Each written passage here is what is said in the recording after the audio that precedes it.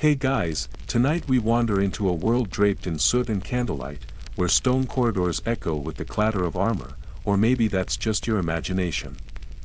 You probably think you know medieval life: knights charging across misty fields, peasants starving in mud, dragons lurking just beyond the castle walls.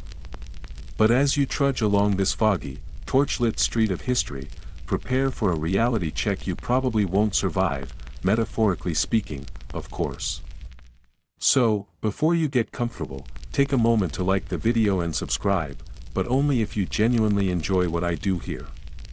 Oh, and post your location and local time in the comments. I'm curious where in the world you're dozing through this with me. Now, dim the lights, maybe turn on a fan for that soft background hum, and let's ease into tonight's journey together. You step past the drawbridge, the smell of damp stone and smoke filling your nostrils. In your mind, you see the clanking of knights in shining armor, banners snapping in the cold wind. But historians still argue whether your mental image is correct at all. Some claim that the weight and bulk of armor were exaggerated by later storytellers to make knights seem more heroic. In fact, a fully suited knight might have weighed 40 to 50 pounds, which sounds terrifying, until you remember that the weight was distributed across the body.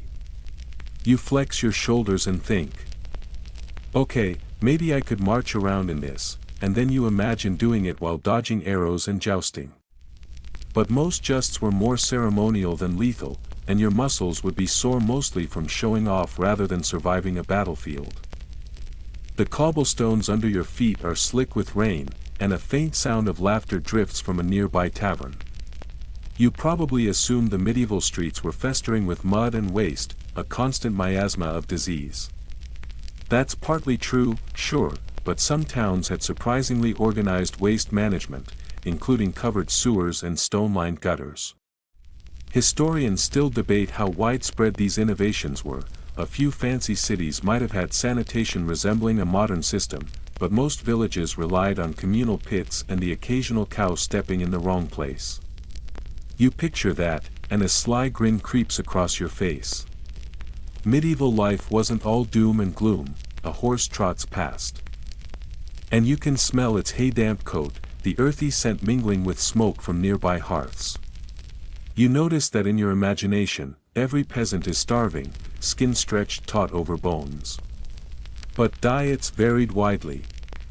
Grains, cheese, preserved meats, and even seasonal fruits kept some villages surprisingly nourished. Historians still argue whether the average peasant was healthier than we tend to assume or just slightly less miserable than the stereotype suggests. You bite into a mental apple and imagine the satisfaction, crisp, sweet, and probably dusty, but at least it's food. You glance up at the towers and think of dragons perched on the parapets, wings fluttering in the breeze. Of course, dragons weren't real, though travelers' tales often made them sound terrifyingly authentic. Historians still argue whether such stories were just fanciful storytelling or whether they influenced how people prepared for real threats, like wild animals or rival armies. You might chuckle at the idea of a knight charging a fire-breathing lizard, armor gleaming in the sunlight, only to trip over his own bootstraps. Leaning against the cold stone wall, you feel a creeping sense of awe. This world is a tangle of truth and exaggeration, fact and fantasy. Every torchlit corridor hides stories we tell ourselves about courage, suffering, and survival. You realize that from here on, nothing should be taken at face value, not the clatter of armor, not the smell of the streets, not even the image of a dragon crouched just out of sight, and so, with your senses tingling from the mixture of smells, sounds, and imagined adventures, you take your first step fully into the medieval mythscape, knowing that almost everything you've been told might be completely wrong. Yet, paradoxically, that's what makes it all so deliciously, wonderfully real in your mind. You trudge into the training yard, sunlight glinting off a few dozen sets of armor scattered like misplaced puzzle pieces. In your mind, knights are hulking figures, waddling in 50 pounds of steel as if the very earth resents their presence. But historians still argue whether this image of clumsy warriors is more myth than reality. In truth, suits of armor were often custom-fitted, articulated, and surprisingly mobile. You shift your weight and imagine flexing your knees, turning your head, swinging a sword. Yes, you could actually move with some grace, more like a modern dancer than a metal penguin. The air is metallic with the scent of iron and leather, and you hear a distant clang as a squire tests a gauntlet.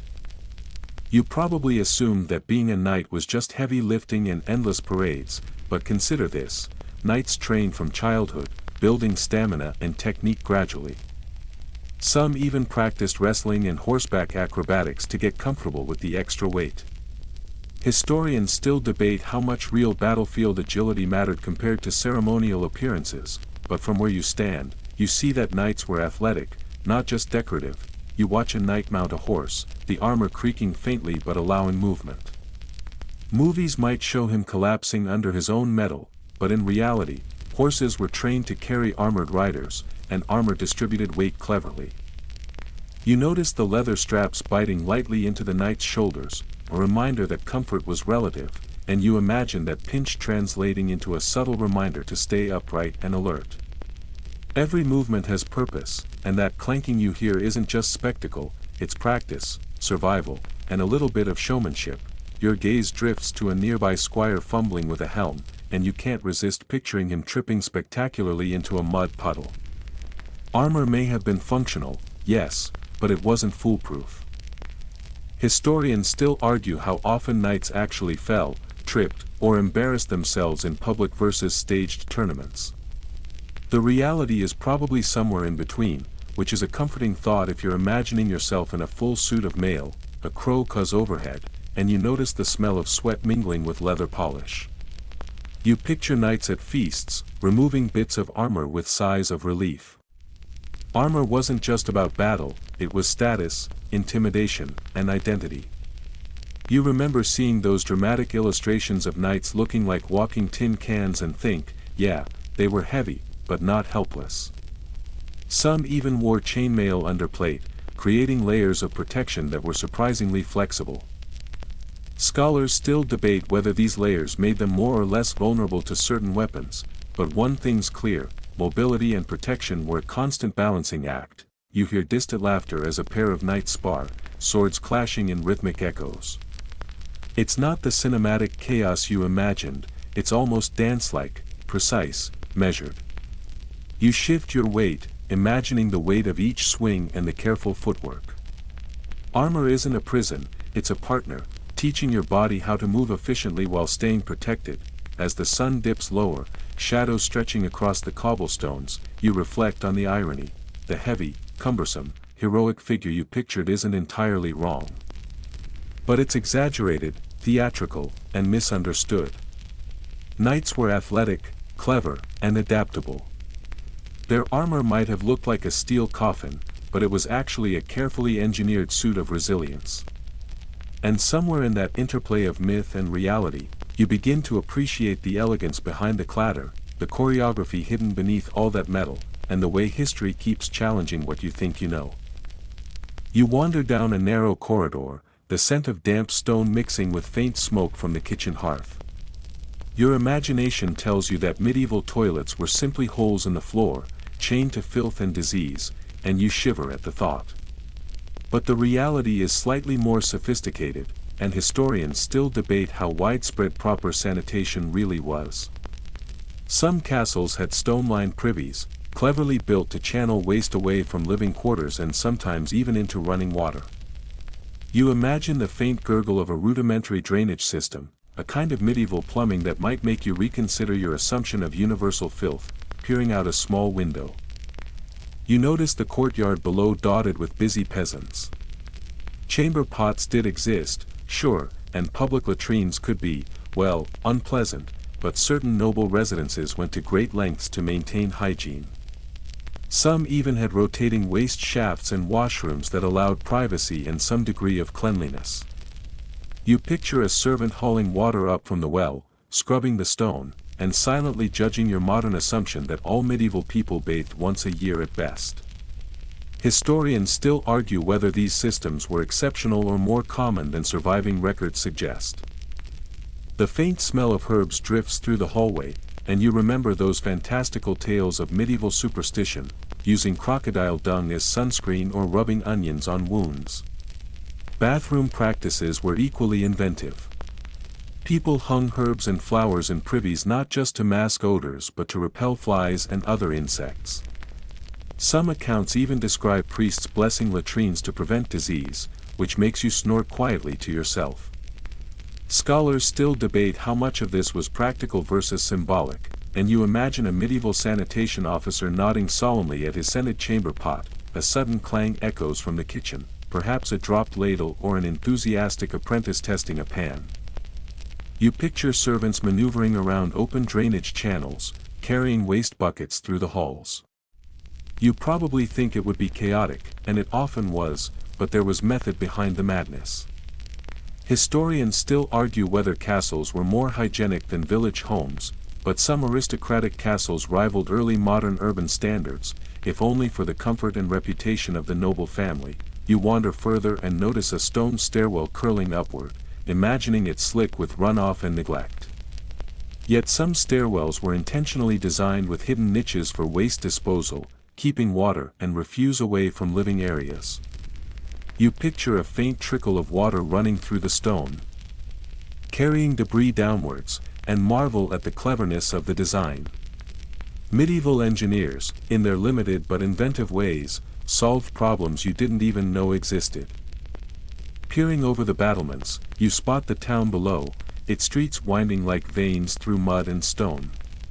Not every home had plumbing, of course, but some urban centers developed complex sewer systems, albeit smelly and temperamental.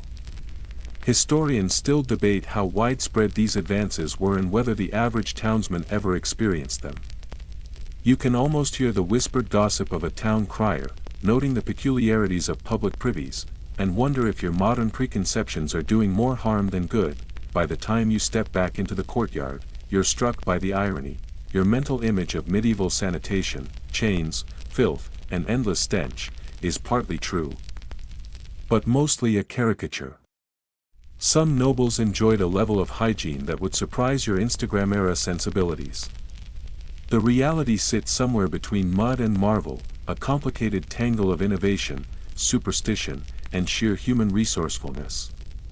And as the sun dips lower, casting long shadows across the castle walls, you realize that even something as mundane as a toilet reveals a medieval world both stranger and smarter than you imagined. You trudge across a muddy field, the scent of damp earth and livestock clinging to your clothes. In your mind, peasants are gaunt, endlessly starving, and struggling just to survive, but historians still argue whether this grim stereotype is entirely fair. Some villages actually had diets rich in grains, legumes, and seasonal vegetables, occasionally supplemented by cheese, eggs, or preserved meats. You picture a peasant family gathering around a wooden table, passing a bowl of stew, and realize that life wasn't a constant famine, though famine did strike unpredictably. The rain slicks your boots as you navigate narrow, slippery paths between cottages. You imagine hunger gnawing at every villager. But records suggest that local agriculture and trade often allowed some variety in diet. Certain harvests brought surplus, and markets offered salted fish or imported spices for those who could afford them. Historians still debate whether these occurrences were rare exceptions or more typical than we think. You imagine a peasant balancing a basket of turnips while eyeing the visiting spice merchant, secretly thrilled at the idea of something fragrant and exotic in the stew. Nearby, a chicken scurries across the yard, pecking at the mud. You probably assume every peasant's existence was grim and uniform, but in reality, peasants enjoyed small celebrations, seasonal festivals, local fairs, and communal feasts. These moments offered respite from toil and the occasional indulgence in sweetmeats or beer. Scholars still argue how happy medieval peasants could be, given the daily grind, but you can almost hear laughter rising over the muddy fields and feel that human spirit persevering through hardship. You duck under a low doorway into a farmhouse kitchen, the smell of baked bread and roasting meat wrapping around you like a warm blanket. Hearths were central to daily life, and meals were often more varied than textbooks suggest. Pulses, grains, and fermented foods were staples, while meat was rarer but not unheard of. Historians still debate how frequent these protein-rich meals really were, but imagining a peasant family enjoying a modest roast seems far more comforting than the image of empty bowls. Outside, a goat nibbles at a patch of wild herbs, and you catch a hint of smoke from a neighbor's fire. Life was hard, yes, but not relentlessly punishing. Villagers traded goods, shared resources, and adapted ingenious solutions for surviving the seasons. You picture someone fashioning a rudimentary pulley to lift water from the well, or crafting simple tools from iron scraps. Scholars still argue whether these innovations were widespread or isolated, but even isolated ingenuity hints at resilience you hadn't expected. You follow the faint sound of children laughing across the yard, splashing through puddles, and you realize that childhood in the medieval period wasn't entirely bleak. Games, festivals, and storytelling enriched their lives, and despite the labor-intensive reality, moments of joy punctuated the grind. You imagine a child tossing a rag doll into the mud, laughing, oblivious to your mental assumptions of perpetual misery, as the sun dips below the horizon, painting the sky in streaks of amber and violet. You take a final glance across the village. Life here wasn't a constant spiral of starvation and struggle. It was a mix of toil, ingenuity, community, and occasional delight. The medieval peasant isn't a caricature of misery, they're a testament to human endurance, cleverness, and the occasional, very well-earned feast. And as you trudge onward, the muddy paths beneath your feet reminding you of the texture of daily survival, you carry a newfound appreciation for the resilience hidden behind the clichés you've always believed. You step into a smoky apothecary, the sharp scent of herbs, dried flowers, and something vaguely metallic tickling your nose. You imagine screams, leeches, and a medieval doctor brandishing scalpels like a horror film, but historians still argue whether medicine was entirely a carnival of terror. In reality, some treatments were surprisingly effective. For instance, wound cleaning, herbal poultices, and even certain surgical techniques had genuine therapeutic value. You watch an imagined healer carefully applying a salve, marveling that amidst superstition there existed practical knowledge honed through experience. The walls are lined with jars of mysterious powders, dried roots, and teeth. Some human, some animal. You can't help but notice the absurdity. Powdered unicorn horn was believed to purify water, while crushed toad supposedly cured ailments. Scholars still debate how seriously these remedies were taken versus their symbolic or placebo effect. You imagine a noble sipping from a goblet, expecting magical protection, while the apothecary subtly smirks behind his counter. The line between superstition and skill was as thin as a spider's thread, and sometimes you have to wonder who was really the fool. A faint groan echoes from a patient in a darkened corner. You picture screaming in pain, but medieval medicine wasn't always a scene of horror. Bloodletting, for instance, was employed with some understanding of circulation and balancing humors, though in hindsight it often did more harm than good. Historians still argue whether these practices were genuinely helpful in specific cases or mostly ritualistic gestures. You imagine a doctor mumbling incantations while your arm drips, uncertain whether relief will follow. You walk past shelves filled with concoctions, a jar of dried mandrake, another labeled dragon's blood, and a few covered in unidentifiable powders. Some were used for pain relief, antiseptics, or digestion, while others were pure theater. You picture a young apprentice knocking over a bottle of powdered roots, inhaling the dusty cloud, and sneezing violently, an accident disguised as part of the learning process. Scholars still debate how much real medicine versus magical thinking shaped patient outcomes, and you can't help but grin at the thought of accidental education. A small fire crackles in the corner, illuminating skulls and dried herbs. You imagine the smells, the tension, the strange mixture of fear and hope. Even mystical practices sometimes had calming effects, giving patients a psychological edge. Historians still argue whether this mind-over-matter approach was more effective than the herbs themselves.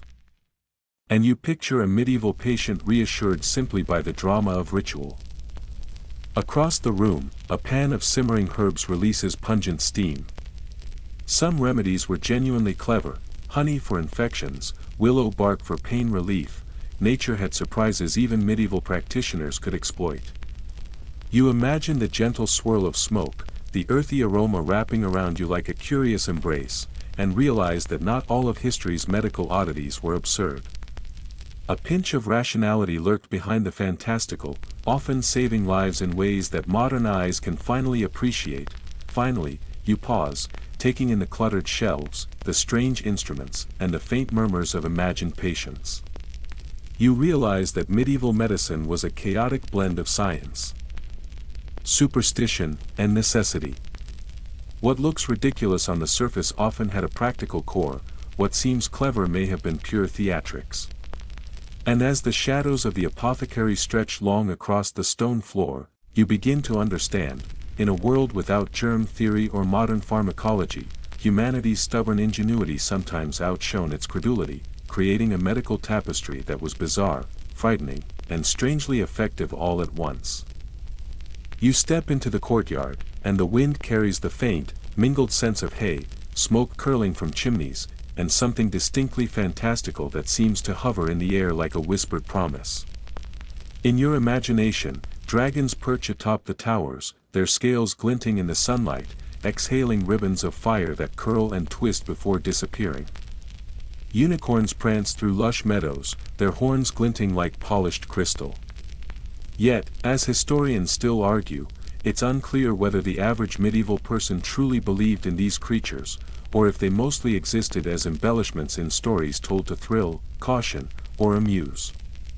A cat slinks along the battlements, its tail curling gracefully. Eyes glinting in the light, no wings, no horns, no fire.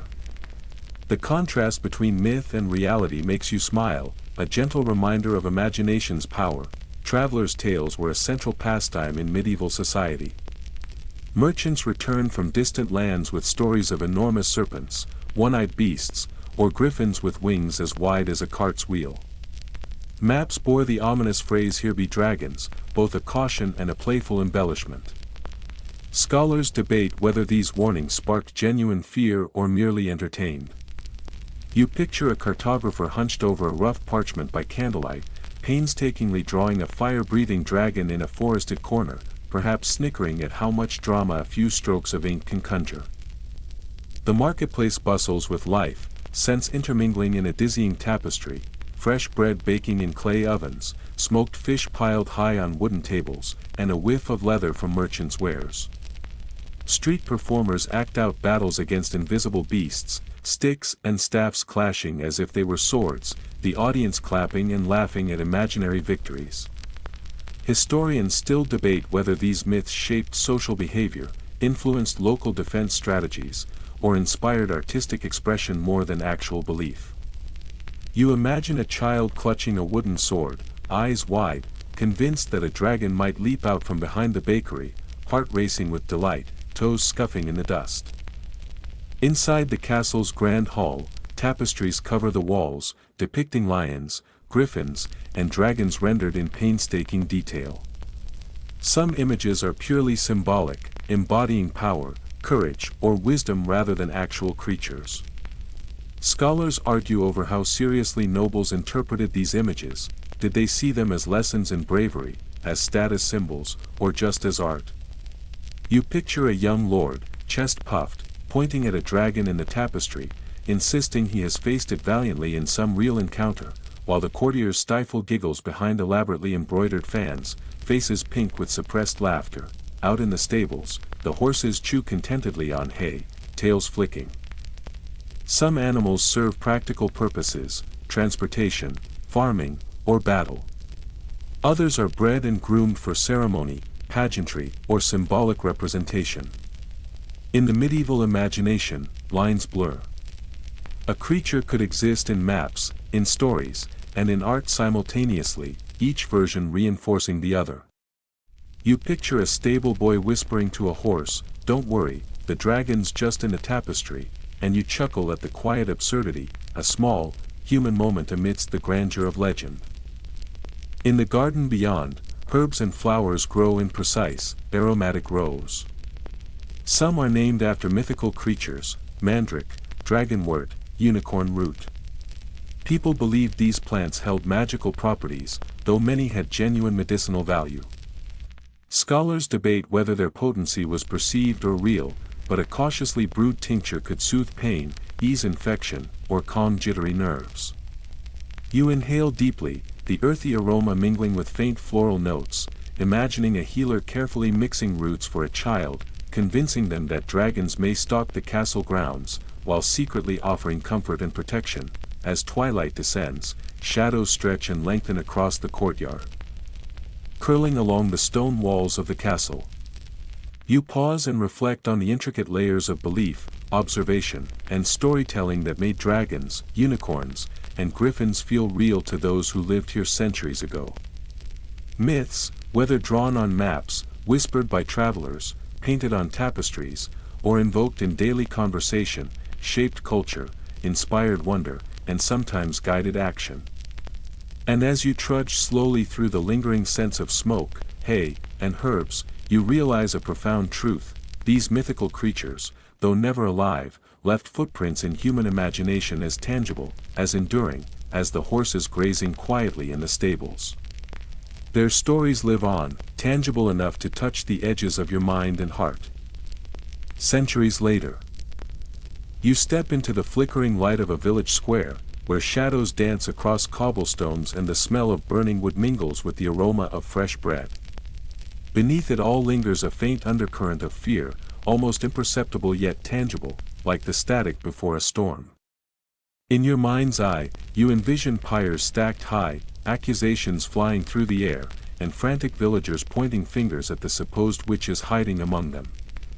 Yet, as historians still debate, the reality of widespread witch hysteria was far more nuanced. Many accused witches were local healers, midwives, or outspoken women who became convenient scapegoats for misfortunes, rather than sinister sorcerers. You picture a frazzled herbalist, hands smeared with poultices and leaves, shaking her head at the accusations, silently wishing her neighbors would focus on their own lives instead of concocting stories of evil magic. A chill wind rustles through the bare branches of nearby trees, carrying with it the imagined crackle of a torch igniting a pyre.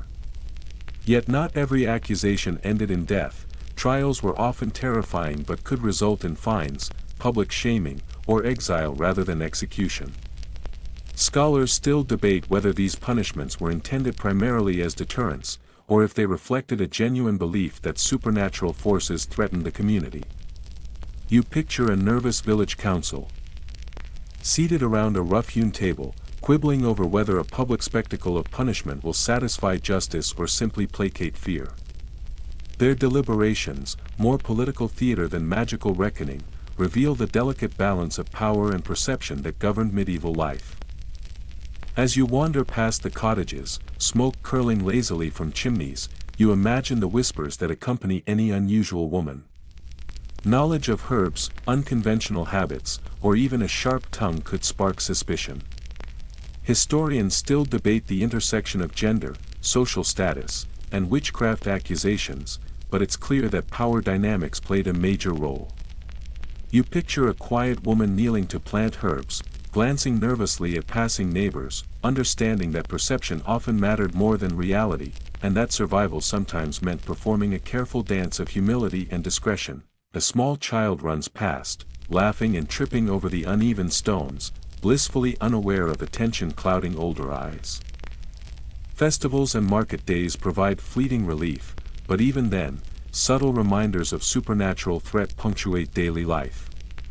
You picture a fortune teller sitting at the edge of the square, reading palms or casting small charms, while villagers cluster anxiously, hoping to avert curses, illness, or the inexplicable tragedies that sometimes struck without warning.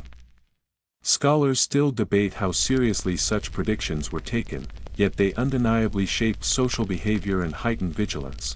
Whether rational or not, you notice the faint tang of iron in the air, from nails, tools, and perhaps the occasional punitive scolding.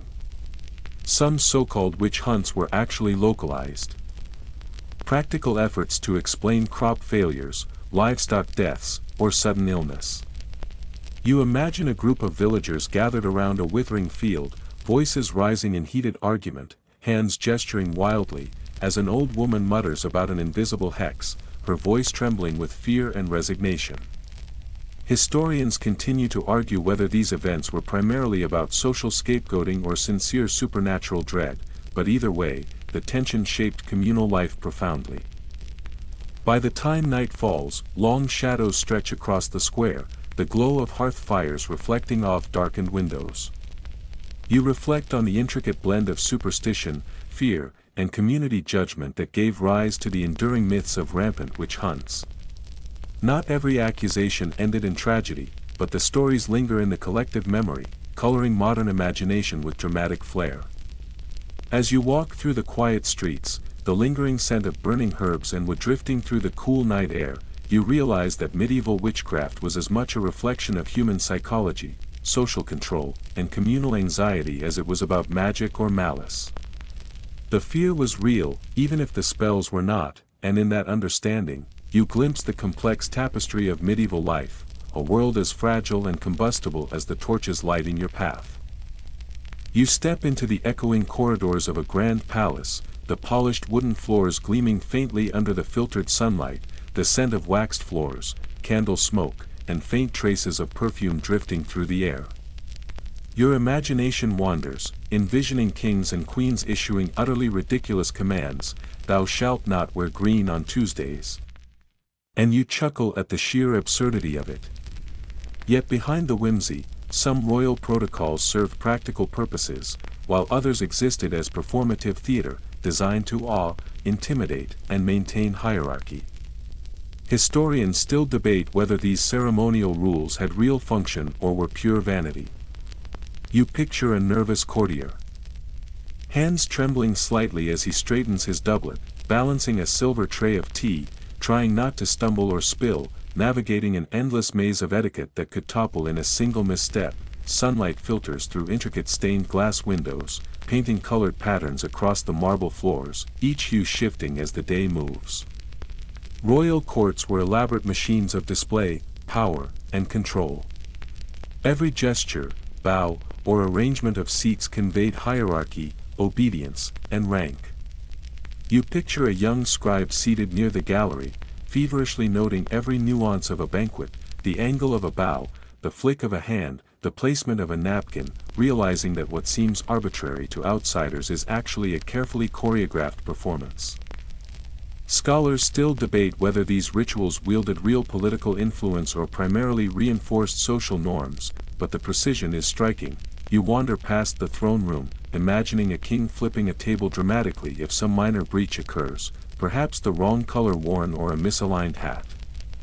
In reality, such punishments were often symbolic, demonstrating authority without true danger. You picture a court musician adjusting his lute nervously, aware that a misstep, too loud, too soft, or too early, might earn a stern glance, a whispered reprimand, or the subtle cutting remark of a noble.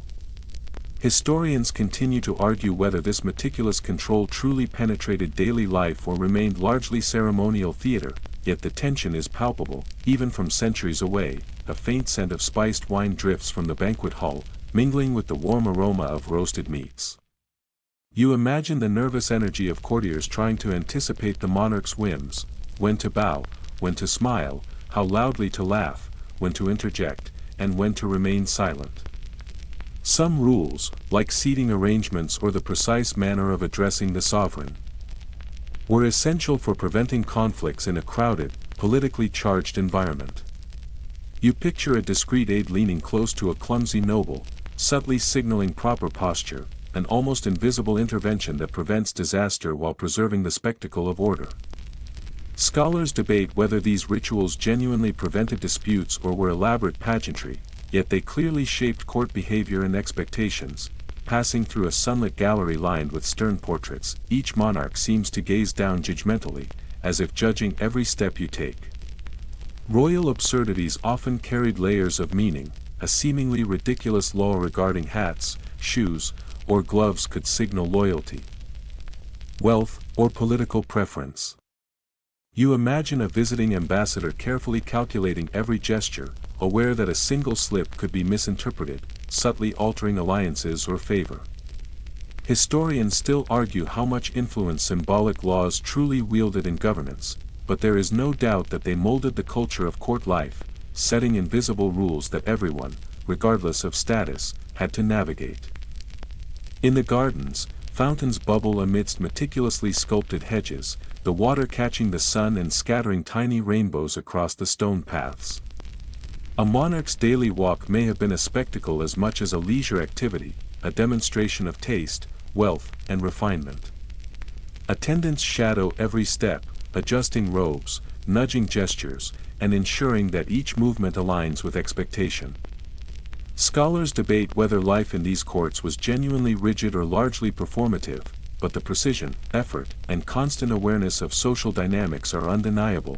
As dusk falls, warm lamplight spills over tapestries, walls, and marble floors, casting long shadows and giving every hallway a quiet grandeur. You reflect on the paradox: what seems absurd from a modern perspective often had subtle, deliberate purpose.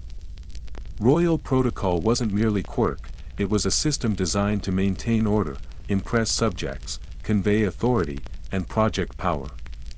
And as you trudge down the echoing halls, your footsteps swallowed by the vastness, imagining the endless choreography required to survive a single day at court, you realize that behind every seemingly silly rule lies strategy, subtlety, and a remarkable touch of theatrical genius that shaped centuries of governance and social interaction.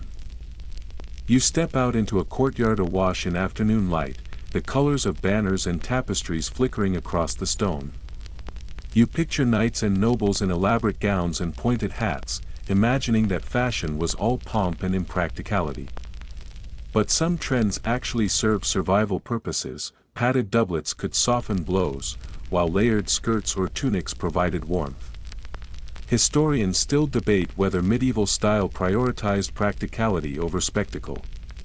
You imagine adjusting a wide-brimmed hat that, yes, looked ridiculous, but actually shielded your eyes from a blazing sun. The smell of freshly tanned leather drifts from the stables, mingling with faint hints of herbs and cooking fires. Clothing choices weren't just about appearance, they signaled status, wealth, and even political allegiance. You picture a noble adjusting an elaborate collar, aware that a single misplaced fold could be interpreted as disrespect. Scholars still argue whether fashion truly influenced social mobility or was mostly performative. Either way, the stakes for style were real, and you can practically hear the whispered critiques of onlookers. A faint clatter draws your attention to a squire fumbling with a long cloak, tripping over its hem. You snicker, realizing that style sometimes hindered movement, but it was a trade-off for prestige. Pointed shoes, towering hats, and corseted bodices were often cumbersome. Yet they communicated identity, affiliation, and taste. Historians still debate how far individuals went to endure discomfort for fashion versus practicality. You imagine yourself wobbling in a pair of exaggerated polaines, desperately hoping no one notices. You wander past a market square where tradesmen display vibrant fabrics and dyed silks. Color was power, brighter hues often indicated wealth or access to expensive dyes. You picture a child reaching for a vivid blue scarf, marveling at the luxury of imported indigo, and realize that even the smallest choice of fabric could carry social significance. Scholars still argue how closely clothing reflected status versus personal preference, but in medieval eyes, the statement was clear: the smell of fresh bread and roasting meat drifts from nearby homes, and you notice villagers wearing more utilitarian clothing, woolen tunics, simple cloaks, and sturdy boots. Function was crucial for daily life, whether tending fields, managing animals, or hauling water. You picture a mother smoothing her child's woolen jacket, secretly wishing for something more fashionable, yet knowing practicality wins every time. Historians still debate whether peasants aspired to mimic elite fashion or ignored it entirely. In a nearby church, light filters through stained glass, illuminating elaborate vestments of clergy and choir members. Religious and ceremonial clothing could be extravagant, blending art, symbolism, and function. You picture a young acolyte trying to keep track of flowing robes, wondering how anyone managed to kneel, bow, and process without tripping. Scholars still argue whether ceremonial fashion distracted from spiritual practice or enhanced devotion, but the pageantry is undeniable, as twilight paints the courtyard in gold and purple. You take a final glance at the diverse outfits around you. Fashion in the medieval world was never purely superficial. It blended practicality, symbolism, and identity, often forcing wearers into amusing or uncomfortable contortions to maintain appearances. And as you trudge past the fluttering banners and layered garments, you realize that behind the elegance, absurdity, and occasional impracticality lies a human desire to communicate status, protect oneself, and even play with style, sometimes all at once. You trudge along a dusty road lined with soldiers, merchants, and travelers, the air thick with the mingled smells of sweat, horses, and parched earth. In your imagination, the Crusades are non-stop battles, epic charges, and heroic clashes across endless deserts and rugged terrain. Yet historians still debate how much crusading resembled tourism, pilgrimage, or actual warfare. Most crusaders spent far more time navigating logistics, repairing gear, and marching in long, seemingly endless lines than swinging swords. You imagine a weary knight adjusting his dented helm, counting each mile with quiet desperation, secretly hoping for a night without skirmishes, a brief respite to sleep under a star-pocked sky. The sun beats down relentlessly, warming the metal of armor and leather straps, and you can almost feel the heat radiating off the polished surfaces. You probably envision danger at every step, arrows raining from above, swords clashing in dramatic duels. In reality, a significant portion of time was spent in camp, negotiating supplies, or simply waiting for orders to arrive. Scholars still debate how much the mythology of non-stop combat overshadows these mundane realities. You picture soldiers sitting cross-legged in dusty courtyards, rolling dice, grumbling about the size of their rations, comparing blisters rather than battle scars, quietly enduring the hardships of the road. A faint whinny alerts you to the horses trotting beside the column of pilgrims and knights.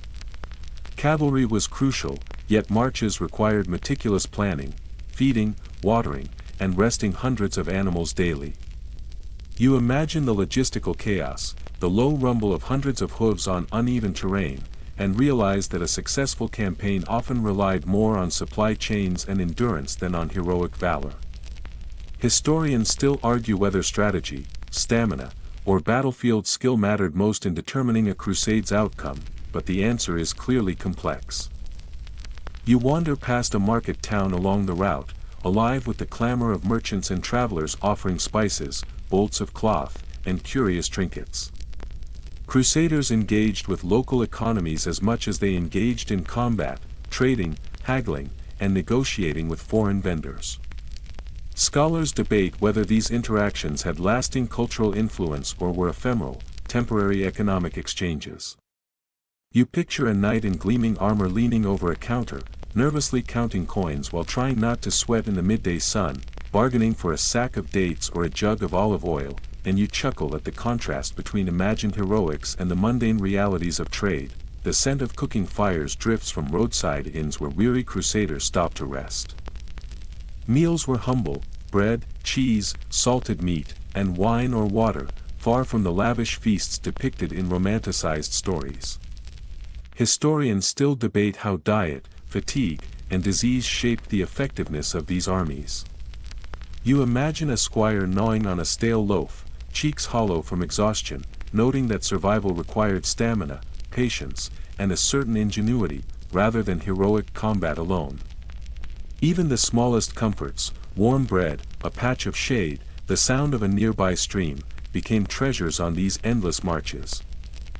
As twilight falls, the caravan sets up camp, torches flickering against tents, banners, and the dry, uneven ground.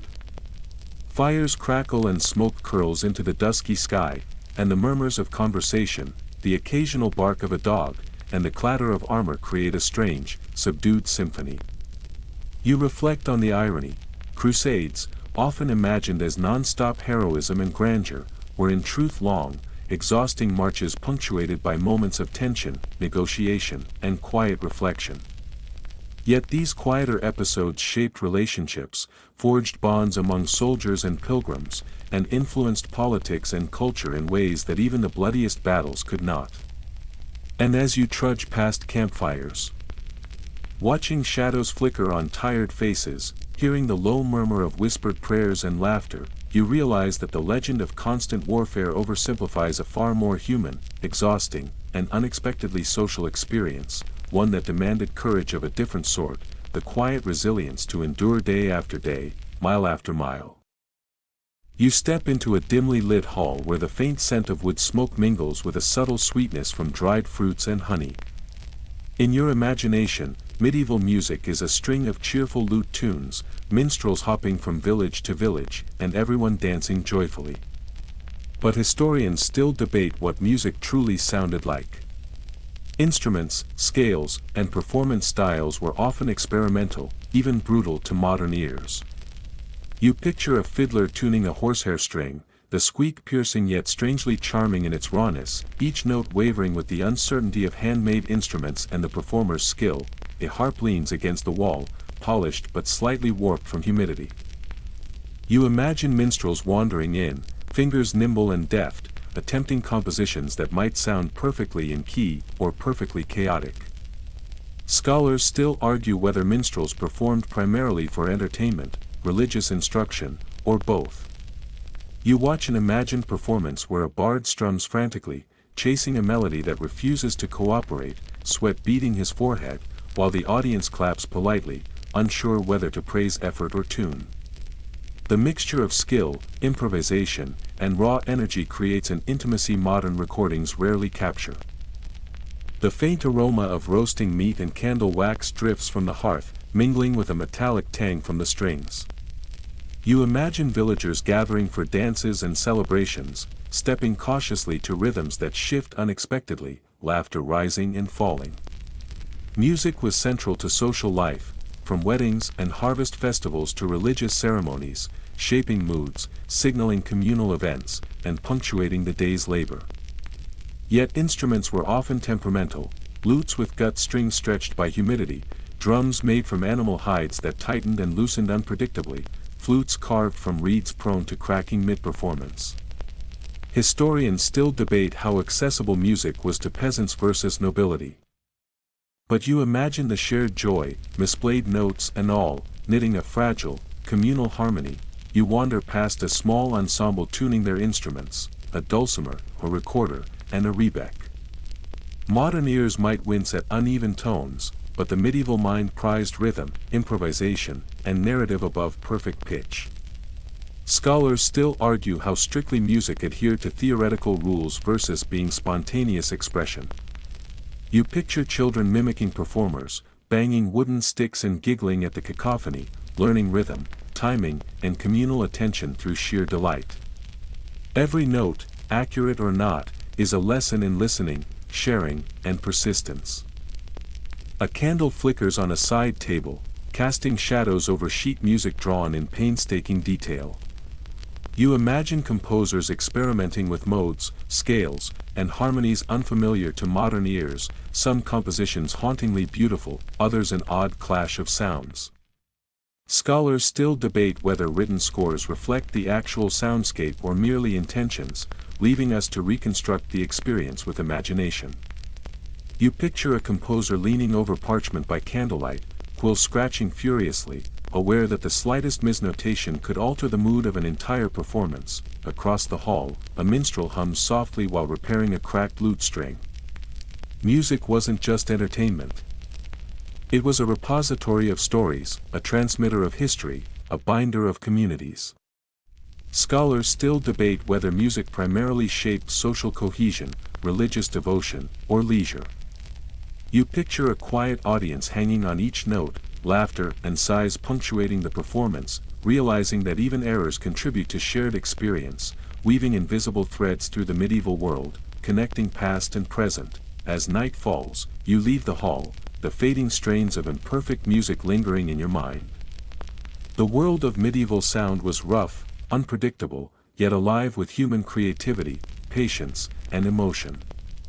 You pass flickering lanterns and the occasional clatter of a dog chasing a rat, imagining the echoes of voices, strings, and drums bouncing off timber and stone. Music in the Middle Ages was both reflection and creation, a chaotic, beautiful testament to human spirit, reminding you that what survives in legend or imagination is only a shadow of the lively, messy, utterly human reality.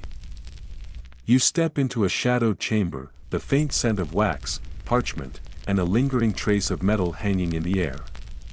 In your imagination, medieval courts are non-stop intrigue, daggers under tables, whispered conspiracies, and assassination attempts around every corner. Yet historians still argue how deadly politics really were.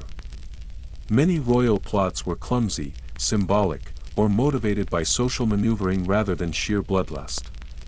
You picture a nervous advisor adjusting his robes, hoping no one notices the small, pointed dagger sticking out of a decorative cushion, symbolic, not practical, but terrifying nonetheless.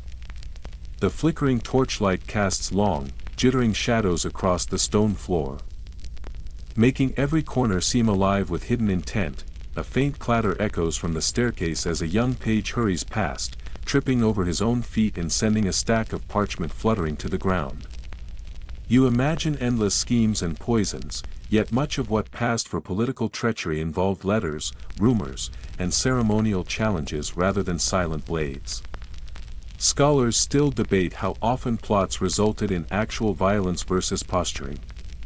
You picture two nobles exchanging secretive glances over a banquet table, both pretending to sip wine, while the real threat is a misinterpreted note about land ownership, and the tension in the room is punctuated by the scrape of a chair or the distant clink of cutlery. The aroma of roasted meats drifts from the kitchen, mingling with the earthy smell of damp stone and the faint tang of iron from worn armor displayed along the walls. Even assassinations, when they did occur, were often blunt, obvious, or poorly executed rather than subtle and silent. You imagine a poorly conceived plan foiled by bad timing, an inattentive servant, or a door left open, and realize that medieval politics required as much patience, observation, and improvisation as it did cunning or courage. Historians still argue whether symbolism or actual violence held more sway in shaping court behavior, yet the combination of both created an environment where appearances mattered as much as reality. You wander past portraits of stern monarchs, their painted eyes seeming to follow every move, judging, calculating, or perhaps silently warning. Some plots involved ritualized duels, ceremonial punishments, or staged confrontations meant to intimidate rivals without bloodshed. Scholars still debate how these theatrical strategies influenced real power dynamics, but the mixture of fear, performance, and subtle negotiation was unmistakable. You picture a noble dramatically fainting at the wrong moment, inadvertently shifting alliances or influence in unpredictable ways, and realize that even accidental gestures could become weapons in this delicate theater. A flickering torch lights a side corridor where papers, ledgers, and half-written letters are scattered haphazardly. You imagine a vast web of secret alliances, coded messages, and clandestine meetings, yet many plots were simply bureaucratic disputes over taxes, inheritance, or territorial claims.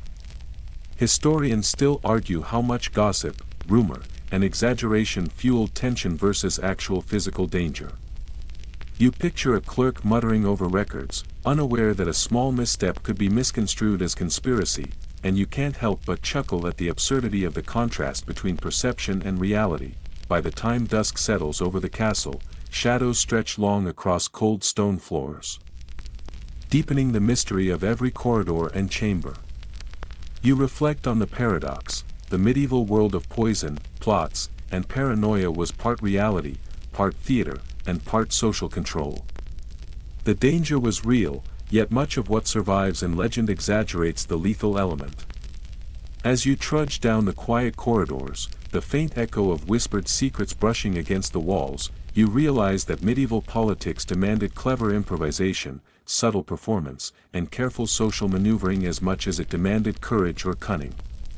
Each smile, bow, and misstep carried weight.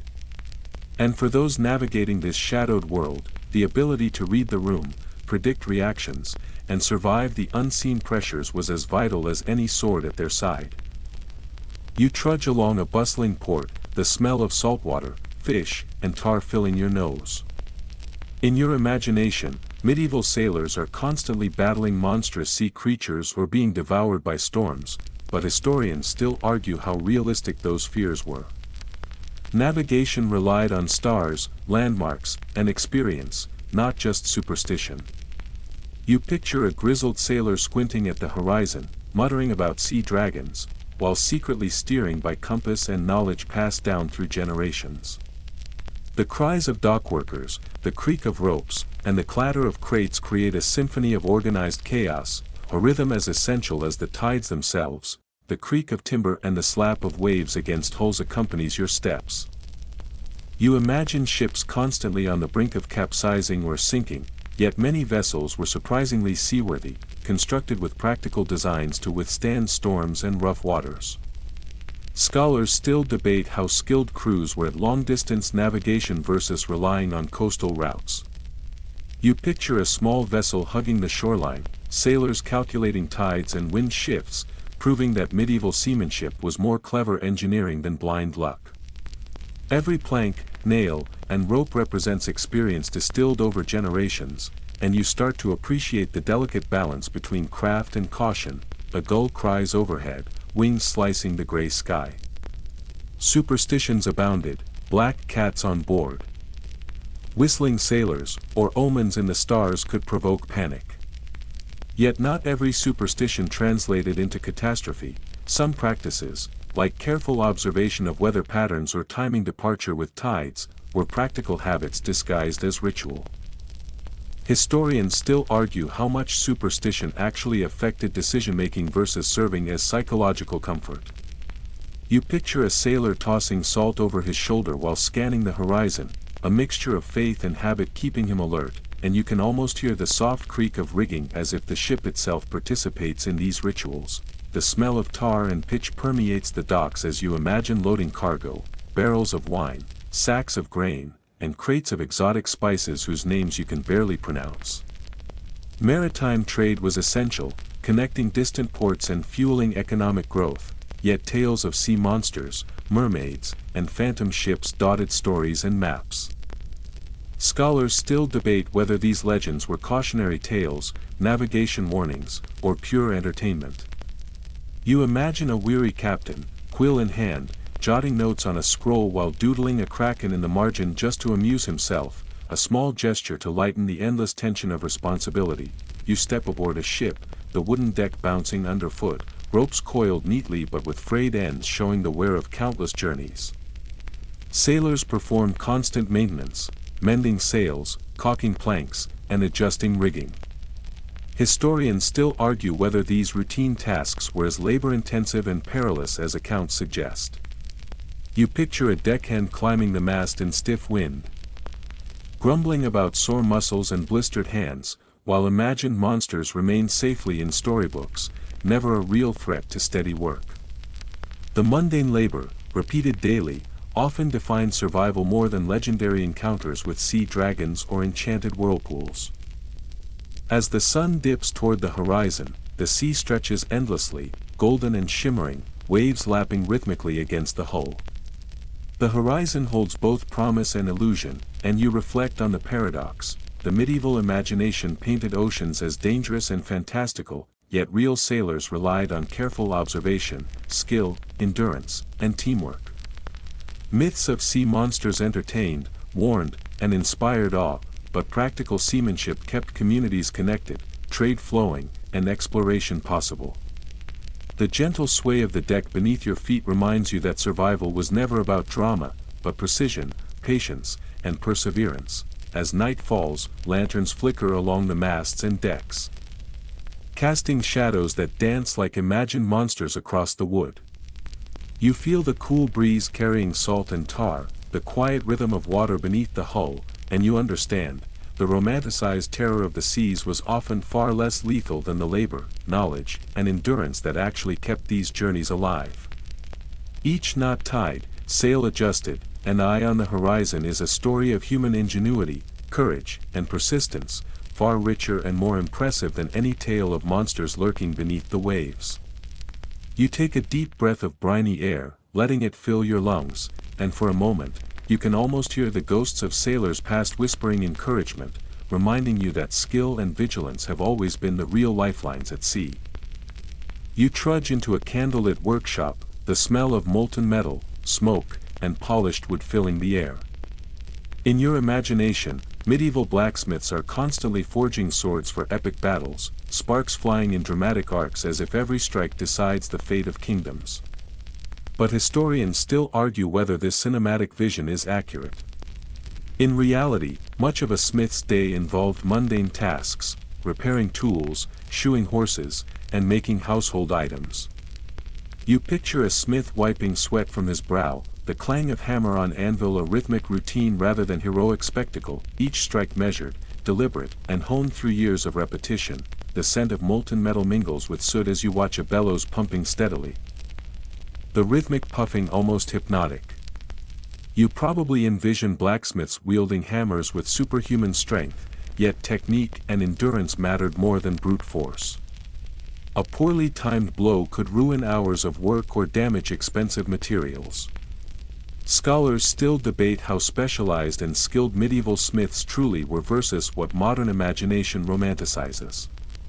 You picture apprentices carefully following instructions, spilling sparks but learning methodically, each minor mistake a lesson etched in sweat and soot, and realize that the heroic forge is part myth, part rigorous craft. A faint metallic tang lingers in the air as you imagine a workshop full of armorers shaping plates and blades.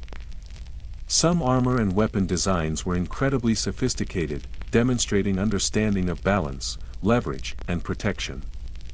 Yet most smiths spent equal time on practical objects, nails, hinges, plows, and household utensils. Historians still argue whether legendary weapons were commonly produced or exceptional feats. You picture a smith polishing a horseshoe, secretly pleased at the small perfection, even as epic swords remain rare, each tiny artifact a testament to steady hands, careful judgment, and quiet pride. You wander past a rack of finished tools, imagining the satisfaction in crafting items that would last generations. Blacksmithing combined artistry, chemistry, and brute patience. Each alloy, each tempering cycle, required knowledge often passed orally from master to apprentice, a lineage of skill that might span decades. Scholars still debate how widespread technical knowledge was versus concentrated in guild centers. You imagine a young apprentice adjusting a poorly shaped axe head, learning through trial, error, and meticulous guidance, understanding that mastery was built slowly, one measured strike at a time. Outside, the faint sound of hammering echoes from neighboring workshops. Trades were interdependent, carpenters, masons, and smiths all relied on one another for construction, maintenance, and survival. Guilds formalized these interconnections, sometimes monopolizing trade, sometimes fostering skill and apprenticeship. Historians still argue whether guild systems were primarily about economic control or nurturing craft, but their influence shaped both urban and rural communities. You picture a bustling market where every item, from a horseshoe to a cooking pot, represents hours of sweat, innovation, and careful labor, a network of craft keeping society running smoothly behind the scenes. As twilight deepens, shadows stretch across the workshop, the air cooling, carrying the faint scent of smoldering coals and oiled leather. You reflect on the paradox: medieval blacksmiths, imagined as non-stop action heroes, were in truth part artist, part engineer, and part laborer. Their work demanded skill, patience, endurance, and quiet problem-solving, often invisible to the outside world. Sparks still flew, yes, but they were controlled bursts rather than dramatic arcs, each one a mark of human ingenuity rather than cinematic flair. And as you trudge past the glowing embers and scattered tools, you realize that the forge, romanticized in imagination, is in reality a place of disciplined creativity, methodical labor, and enduring legacy, where the heroism lies not in battle, but in the mastery of craft. You trudge through the quiet streets of a medieval town at dusk, the scent of wood smoke, baked bread, and livestock blending into a comforting, earthy perfume. In your imagination, towns were chaotic, disease-ridden dens of crime and filth, but historians still argue how widespread urban squalor truly was. Some towns had surprisingly advanced sanitation, markets that thrived on trade, and vibrant communities. You picture yourself stepping carefully over cobblestones, past merchants' closing stalls, and realize that urban life was more nuanced than the stereotype of endless chaos. A faint murmur of conversation drifts from a nearby tavern. You imagine raucous crowds, drunken brawls, and ale-soaked chaos, yet everyday life involved routines, commerce, and social bonds. Scholars still debate how dangerous towns really were versus how often storytelling has exaggerated hazards. You picture a group of townsfolk exchanging gossip while a child chases a cat through the square, the ordinary rhythm of life more persistent than sensational tales suggest. The smell of freshly baked bread mingles with the faint tang of tanneries nearby. Commerce thrived, craftsmen, bakers, and merchants produced goods that supported both local communities and distant trade networks. Historians still argue how much urban planning and regulation existed versus informal improvisation, but clearly, organization coexisted with disorder. You imagine a shoemaker adjusting a last, counting coins, and quietly appreciating the subtle triumph of skill over chaos. Street sounds shift, horses clopping over cobblestones, carts creaking under weight, a dog barking in the distance. Festivals and markets punctuated the weekly grind, offering opportunities for social interaction, entertainment, and cultural exchange. Scholars still debate whether these events were more leisure or economic strategy, but the vibrancy of human interaction is undeniable. You picture a juggler tossing pins near a tavern doorway, drawing applause from amused children, an enduring thread of joy in daily toil. You pass under an archway into a quieter lane, the fading light casting long shadows on stone walls. Some neighborhoods were more orderly, with regulations on noise, waste, and behavior. Historians still argue how effectively these rules were enforced, yet the very attempt reflects an understanding of social cohesion. You picture a town crier relaying news of taxes or market dates, blending communication with ritual. Keeping the pulse of the community alive, by the time night falls, lanterns flicker along streets, smoke curling from chimneys, and the hum of human life softens into whispers. You reflect on the paradox of medieval urban life, imagined as chaotic, dangerous, and dirty, yet filled with routines, ingenuity, and human warmth. And as you trudge past the quiet squares, shuttered shops, and lingering sense of daily labor, you realize that medieval towns were living, breathing networks of commerce, social interaction, and adaptation, complex, resilient, and far more fascinating than popular myths allow. As you settle into the gentle embrace of night, the streets, workshops, and castles you've wandered through seem to soften around the edges. The air cools, carrying the distant sense of hearths and gardens, and you feel the rhythm of medieval life slowing to match your own heartbeat. Every footstep you imagined across cobblestones, every flicker of torchlight and candle glow, begins to dissolve into a calm, quiet hum. You picture peasants leaning against fences, children chasing one another in fading light, smiths setting aside hammers, and minstrels resting their instruments. The frantic energy of daily toil, the exaggerated dangers, and the oddities of superstition all blend into a comforting mosaic, reminding you that behind every legend was a human story, filled with perseverance, ingenuity, and subtle humor. Even the dragons, witches, and sea monsters, larger than life in stories, now settle gently into the background, like clouds drifting across a twilight sky. The wind carries faint murmurs from marketplaces, distant bells tolling from village churches, and the low splash of water from wells and fountains. You imagine the warmth of a hearth, the smell of baking bread, and the quiet laughter of neighbors. Life, both ordinary and extraordinary, hums softly around you. The stark contrasts between myth and reality, horror and humor, challenge your assumptions and invite you to see medieval life with gentle curiosity rather than fear or mockery. As your eyelids grow heavy, you picture the world you've traveled through folding into itself, castles, towns, fields, and seas fading into a slow, rhythmic twilight. The lessons linger, ingenuity hidden behind superstition, resilience behind hardship, and human creativity behind every quirk of the past.